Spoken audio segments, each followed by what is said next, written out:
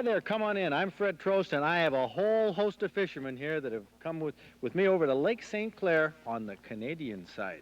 All right, what's your name? My name's Mark Weekly. And where are you from, Mark? I'm from Toledo, Ohio. You are, and you came up here to try out this fishing in Lake St. Clair. You got yourself a nice walleye. Sure did. Really enjoyed every bit of it, too. Okay, we had some pretty good times. You guys all from the, what, Sizzler Lure Company? Right. Ross Chair, Wasion, Ohio. Okay, very good. Let's see these walleye. You Beautiful. catch some good ones down in Lake Erie. Oh, they're great. But these are pretty decent. Gene Gauthier from the Great Lakes Lure Company. Okay. Sizzler. We make the Sizzler. What were these caught on? These are caught on the Sizzler, well, of course. Were they? You better believe it. Okay, terrific. What about you fellas here? From Midwest Marine St. Clair Shores. Okay, and you came over here to the Canadian side, snuck across the border here. Got some nice walleye, eh? Sure did. Sure Okay. enjoyed it. We had a real good day down here, and how'd you do?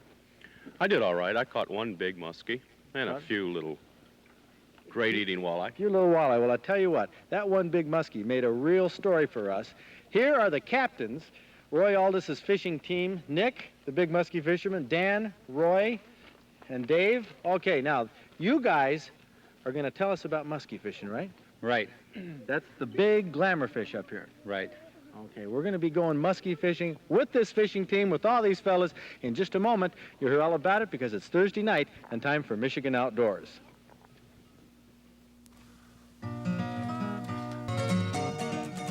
Well, to catch big fish, you got to use big lures, big rods, and have a good guide, huh, Roy? That's right. That's the name of the game. Okay, I'm here with Captain Roy Aldis off of the Thames River here in Ontario, fishing Lake St. Clair. Roy, we're fishing for muskies. Right. The granddaddy of these freshwater fish. These are the lures you use. They're all the same. They're the believers. Right. How come?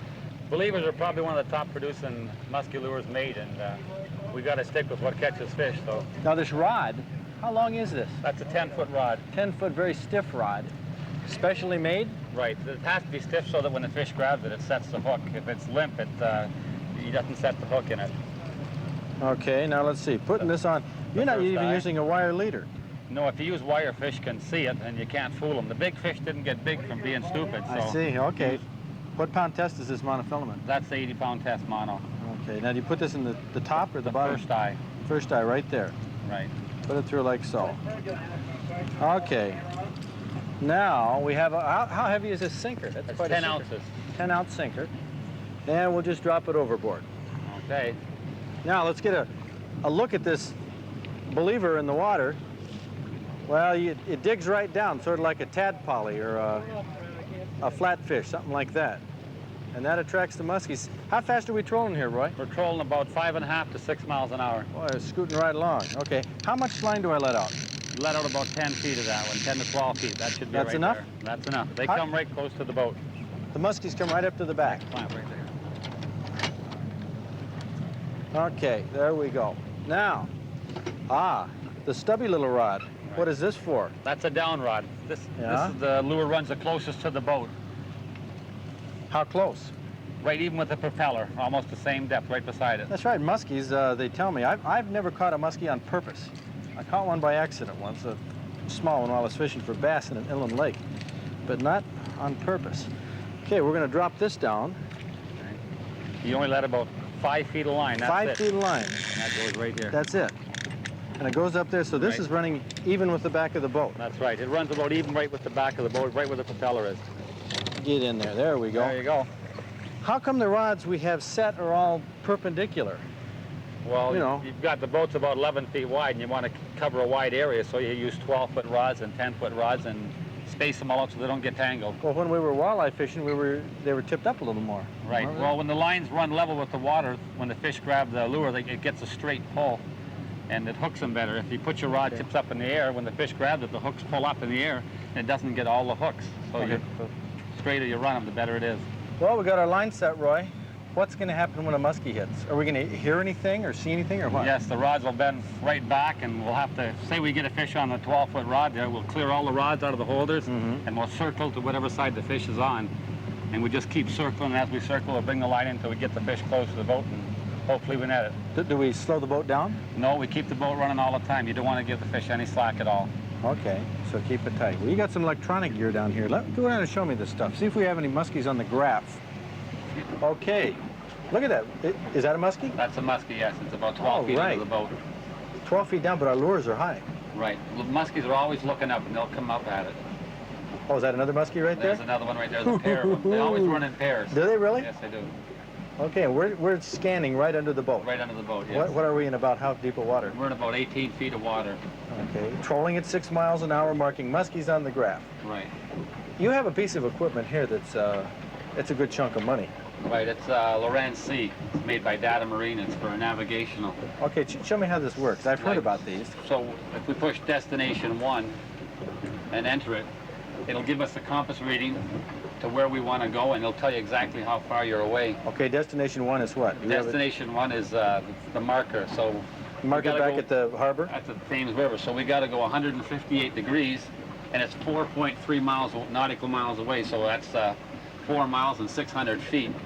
And there's an alarm system built in. When you get within 50 feet of your spot, it'll beep and tell you that you're already there. So that'll take us right back. If we were in the fog, we could get back. Within 50 feet. Within And 50 when you get feet. to the marker, then you could put destination 2, and it'll take you right in between the two markers, take you right into shore. Now, what about if we get into some fish here and you want to remember where the spot is? All you have to do is, if you want to mark the spot, if we catch a muskie here and you want to come back within 50 feet, you just put, say, destination 8, clear, enter, and the spot's automatically marked, and it should beep right now and say we're already here because I just entered it. Okay, so right now this is programmed I to just programmed memorize right now the spot we're on. this spot. Okay, There right we are, here. right here. We're on 0, we're already here. So when we get 4 or 5 miles away from here where we caught the fish and you're not sure where you were, you just push destination And 8. push 8. It'll take us back within 50 feet. Right at this spot that we just marked Exactly, guaranteed. What about tomorrow?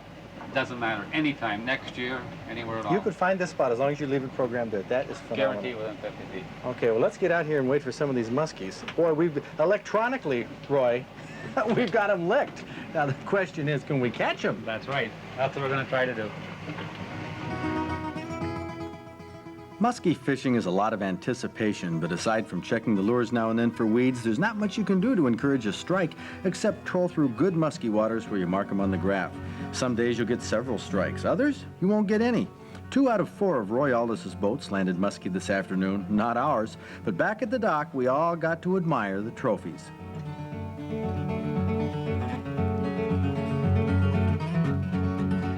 Well, this is what they look like, Captain Roy. Right here. Musky. How big would you say this is? That's about 12, 13 pounds. Okay, well, that was a nice fish. Captain Dave Hill, you're the guy who brought it in for, what was your name? Jack Kennedy. Jack Kennedy. From where? Mount Clemens, Michigan. Okay, you go musky fishing a lot? Oh, yeah. Do you? Oh, sure. Is First time. it? Well, that's great. That's great. How long did it take you to pull it in? 20 minutes. Was it that long? 5. Thanks. Well, it seemed like 20 anyway. Now, we were there with the cameras. We pulled up and got a few shots of you getting it in the net. What do you think about musky fishing? Fun. It is? Yeah. Doesn't bother you that it takes all afternoon just to get one hit? No. Okay, well, that's a terrific I fish. mean all day. All day, yeah, that's about it. Okay, well, we're going to move down. This was a great fish, about 12, 13 pounds, but here's the big one that we saw. Lift it right up there. Your name is Bill? Yes, Bill. Bill who? Happick, From where? Orlando, Florida. And you're up here trying our fishing up here. I love musky fishing. You do you? Sure. Have you gone before? About the past 4 years. And is this the biggest muskie you've ever gotten? Biggest one. How much does that weigh, Captain Dan? Oh, pretty close to 20. You know, we got to talk about this. Roy, come up here. Have you trained Captain Dan on netting fish? I don't know. We got a good picture of it, though. We'll have to look at it. Did we get a good picture? He was nervous. It had to have been the camera. It had to be. What was going on there? We saw that huge muskie. We thought, great. I was asked really... him to back up, and he said he couldn't get any more lining on me. He said, I just can't get any more line for you. And I said, you got to give me more line. I can't reach him. He said, I can. He just looked at me. He said, I can't. I said, I'm going to take a stab at him then. And I you took a stab at him. You know what we were saying in our boat? Yeah, he's going to lose it. He's going to lose it. But I'll tell you, it only matters when it's in that catcher's mitt, man. That's right. How it gets in there, and it was in the boat. Well, that's a beautiful fish. He did a good job bringing it in. Sure did. You've probably fished for a lot of types of fish in Florida. Yeah, bass, little ocean fishing. How does it stack up to musky fishing? I like the fight of the muskie the best. Yeah. And when it hit, what happened when it hit? I was sleeping. You were sleeping. Nobody else wanted to grab the rod, so Nobody they, wanted they the left rod. it up to me. I had to tell him, will somebody take the rod? So you took Actually, I didn't catch it. It just jumped in the boat. Yeah, well, we know different. That fish had a hard time jumping in the boat. Yeah, well, he gave us a hard time. He did. Yeah, well, that's a great fish. He Great, took a lot of line out. Great Lakes Muskie here from off the Thames River. We weren't too far offshore, Roy. No, we're pretty close, about a mile and a half out, 2 miles out from where we parked the boats. Great trolling, but you know, we snuck over here, Michigan Outdoors, snuck over here to the Canadian side to see what that's like, but I'm going to show you guys some shots of some fish we catch in Michigan in our trophy report, coming up right now. This is 20-year-old Rick Wyrick, a Special Olympics athlete of Allendale, and why is he smiling? Because these are the first fish he has ever caught, and what a better way to start than with Chinook salmon. We were guests on the Rubber Duck 2, captained by Paul Boovy of Holland, and of course, if you're an inexperienced angler, you'll need help bringing in those fish, and who better than the president of the Michigan Steelheaders, Gordon Zuverink. You see, Rick and I were guests along with 200 Special Olympians at 13 other ports in Michigan last Saturday when the Michigan Steelheaders held a Special Olympics fishing day throughout the state. Also aboard the Rubber Duck 2 is the director of the Special Olympics program in Michigan, John Walsh, and his son, Mike. At the end of the day, there were a lot of proud Special Olympians. Nobody kept count on how many fish were caught. You see, that wasn't the point. The Michigan Steelheaders wanted to share their love of the sport with those Special Olympic athletes. John and Rick presented Gordon and all the Steelheaders with a plaque to show their gratitude, but I think this picture of the Olympians and their hosts really says it all. Michigan Outdoors is proud to make those special people and the Michigan Steelheaders its Trophy Anglers of the Week. What we have here is a wild mallard duck. A wild one. It's not tame, but we can set it here on the table, and it isn't really doing much at all. Glenn Dutterer, you're the Extension Wildlife man from Michigan State. You always bring us our wildlife sketches. Why don't you explain to the folks, first of all, why this looks like a hen mallard and why it isn't flying away? Well, it's in its full molt. You can see the feathers on the table. Oh, we have feathers all over. It's molting, and what it is a drake, because you can tell by the green bill and the hint of green in its head.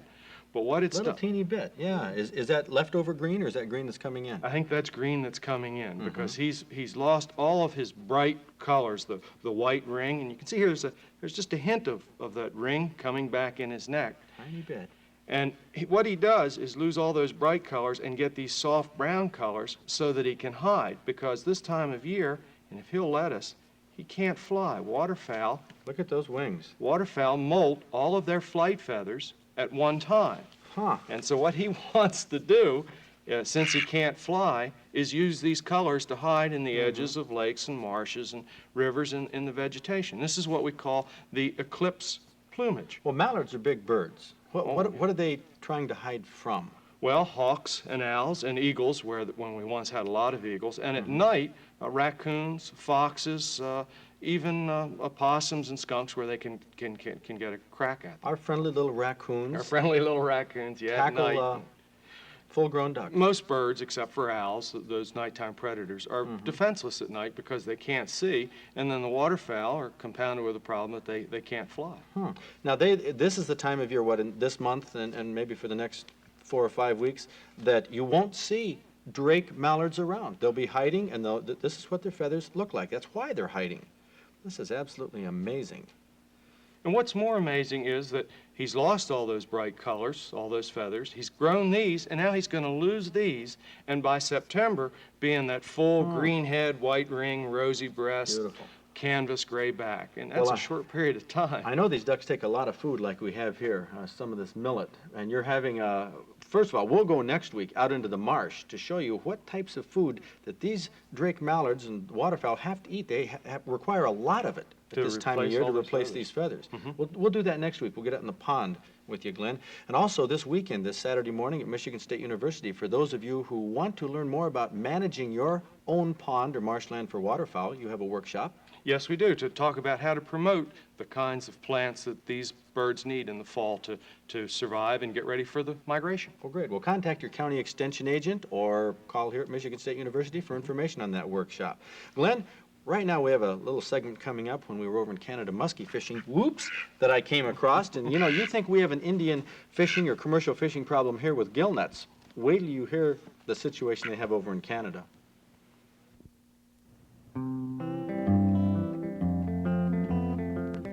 Dime Jubenville's family has commercially fished the Canadian side of Lake St. Clair for hundreds of years.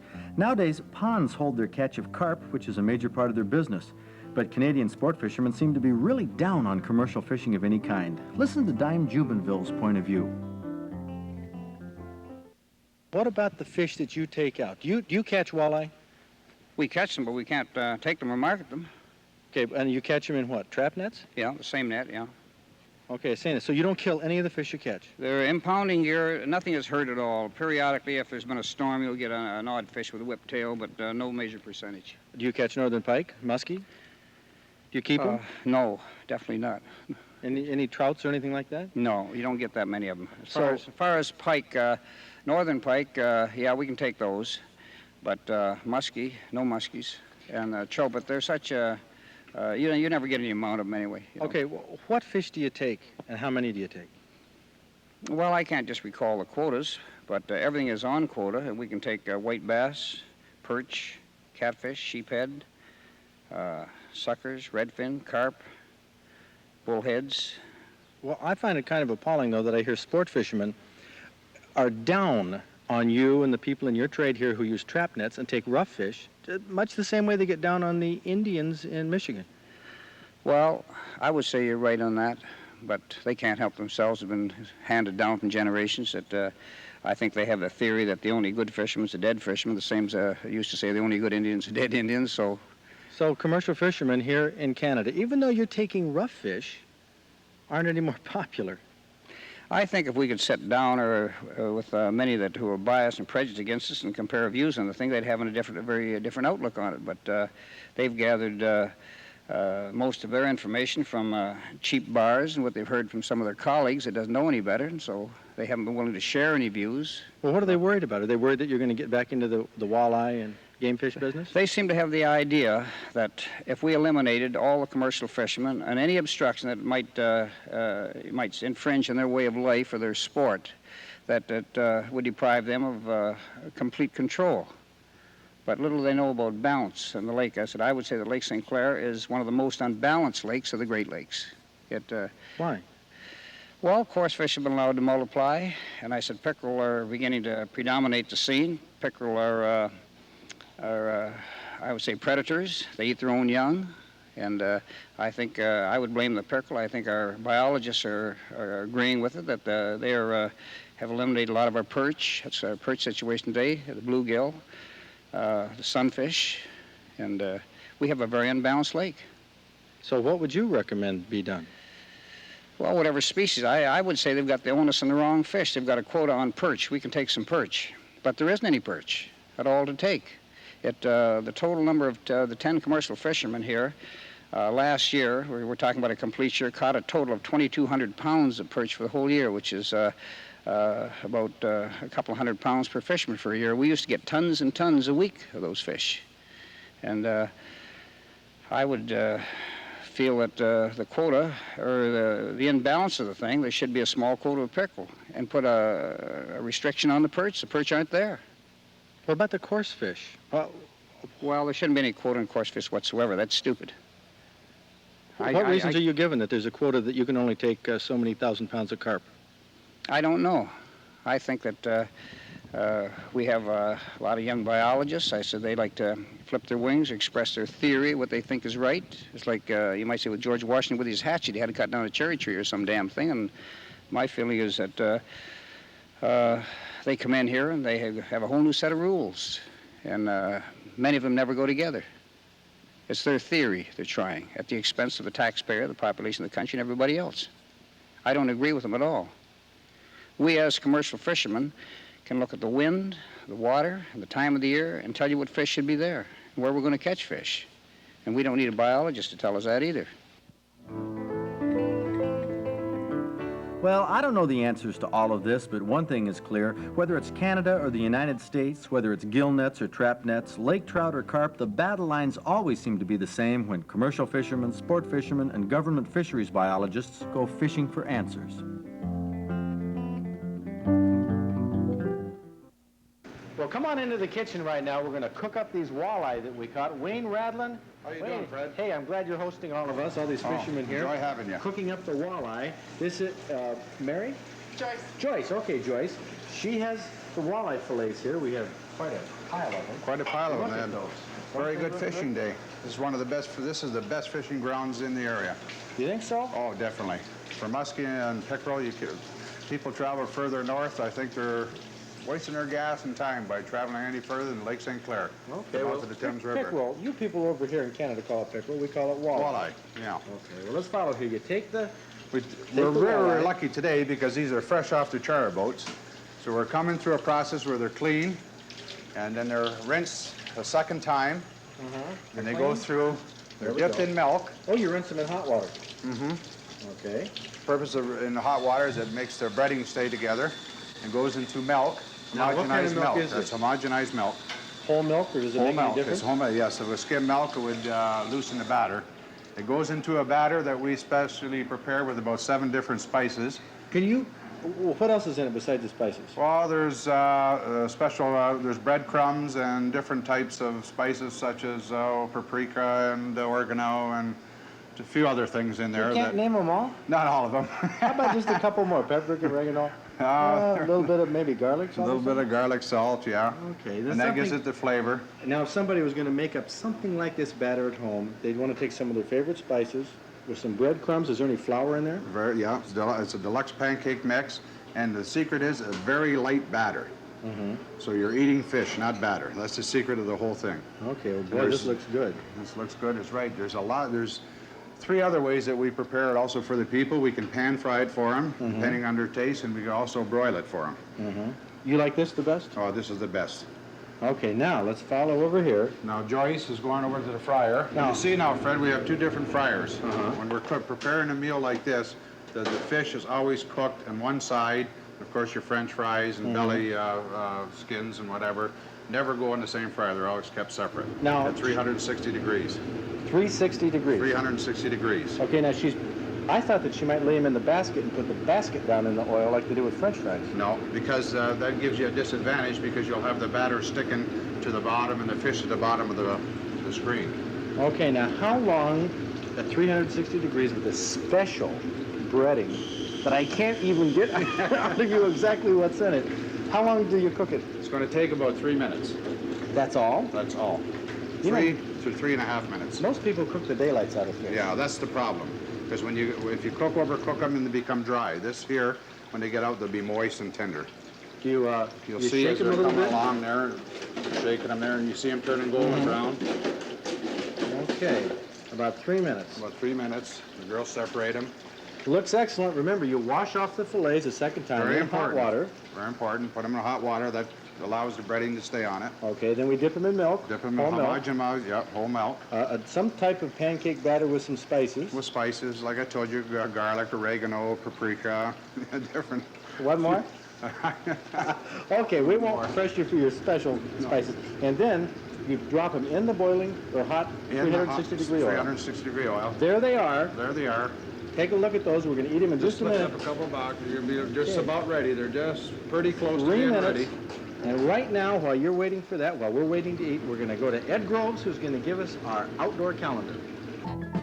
Here it comes. There it is. The platter of your special recipe for deep fried walleye. How does this look, guys? Huh? All right. Come on down here, Wayne. They're applauding like this just for the looks. They haven't tasted it yet. They know it's got to be good. Fred, it's piping hot and it's ready to eat. Dig in, boys. Come on, boys, dig in there because we got to get some reviews here on how it actually tastes. We got a big build-up. Well, we might as well say It's here, so Wayne. fresh, you're going to have to take it by your hands, guys. Look at how Oh, fresh. look at that! Come right off of the. Come right off of Royal Charters. You can't get it any fresher than that. Okay, now I want to find somebody here who's going to taste it. Have you had any yet? Yes, I have. It's nothing short of outstanding. Nothing short of outstanding. Okay. That's the one you caught, too. Yeah? That's the one that Ray caught. Okay, let's work around here. The man who lost a couple hats in the water today. Right, Fred? How is it? That is delicious. It's almost as good as Lake Erie. Almost as good, but we fish a lot of Lake Erie. but this is delicious. He's okay. done a wonderful job. Well, you see these happy fishermen here, not only with the walleye they caught, the muskie they caught today, but this recipe, which is terrific. Wayne? We're going to go out and cook some more back in the kitchen right now for the rest of the boys, so that everybody sit back and enjoy themselves. Okay, do you think that we could persuade you to maybe shake loose some of those ingredients so we could let our viewers in on... You don't have to do it right this minute. No, we'll talk about it, Fred, and we'll give you some information, so if the people write in, you'll have something for them. We're going to have something for them. Now, where will they have something? Ed Groves, why don't you give them an idea on where they can get this information? Well, if you'd like more information about that fabulous walleye recipe, if you'd like some information about the Roy Aldis charter trips, or anything you've seen on our show tonight, you can write to us and we'll send you inside Michigan Outdoors. This weekend would be an excellent one to go salmon fishing because they've been getting limit catches all around the Great Lakes. I'd like to take a second here to say that a very talented director, Dave Rice, who directed the show for the first 6 months, died on Sunday of cancer. His funeral was today. Our hearts are with his family, and we miss him. See you next week.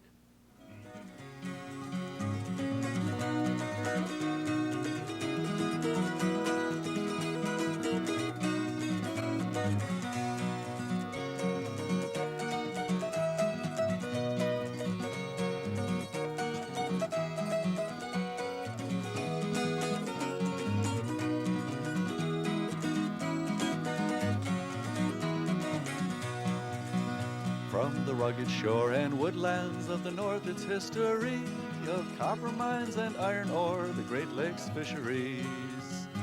To the farmlands of the southern counties we'll look around again, and all that waits the sportsman in the state of Michigan.